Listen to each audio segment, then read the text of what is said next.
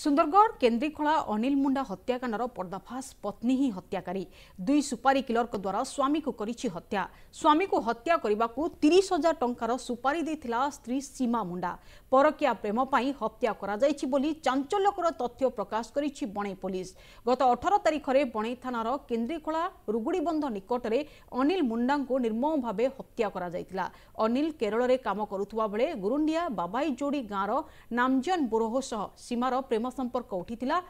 अनिल अधिकांश समय मद पी सीमा को निर्यातना देउथवा अभियोग मध्य होईछि। एथिपई अनिल को रास्तारो हटेबाकू राजगांगपुर मांडियाकुदर गाँवर सूरज नायक और गणेश नायक को 30,000 टंकार सुपारी देथिले पत्नी सीमा। ए हत्याकांड में सहायता करिथिबा अन्य जने अभियुक्त को मध्य पुलिस गिरफ करिछि। समस्त 4 अभियुक्तों को कोर्ट चालना करिछि पुलिस। जुआ खेलवा जाए दिन राति मद पीकी रुहे आसे बाहर स्त्री सहित भी तार 3-4 जन सहित संपर्क थिला और राति आसिक मत दिन हो कि राति हो मत मारे पिटे अध राति से छुरी बुढ़िया टांगे धरिकी दौड़ाए से एमती से मत मारपिट कला और मुझे घर पड़ेली सहित संपर्क बढ़ी एमती किसी नथिला निजर निजर बाहा है अलग अलग थिलु भलरे थिलु मु भी खुशी थी सी अन्य जगह बाहा है अच्छी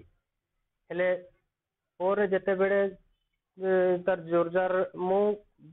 बाहा 12-13 वर्ष खंडे ताकू जानी नथिली जे ये एठी बाहा हेची बोली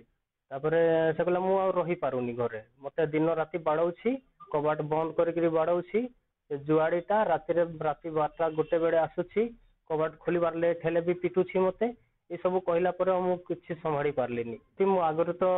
पैसा बाबद रे किछि कथा ही नथिली परे से माने लक्षे टंका डिमांड करथिले। खाली गोटे खबर आसला जे हमर केन्द्रीखेला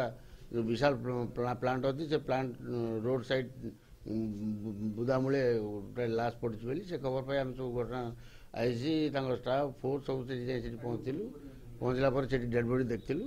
देख सारा पर डेड बॉडी प्रथम आइडेंटिफाई कलु ता होची अनिल मुंडार डेड बॉडी थिला हमर ये जो बणी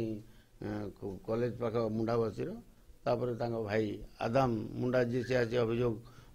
दाखल देला परे बणी थाना केस नंबर 155 घटना विषय सविशेष खबर नहीं मुद्रा को राउंड अप कराइला 6टा से गिरफ कराई कला कोर्ट चालान करा।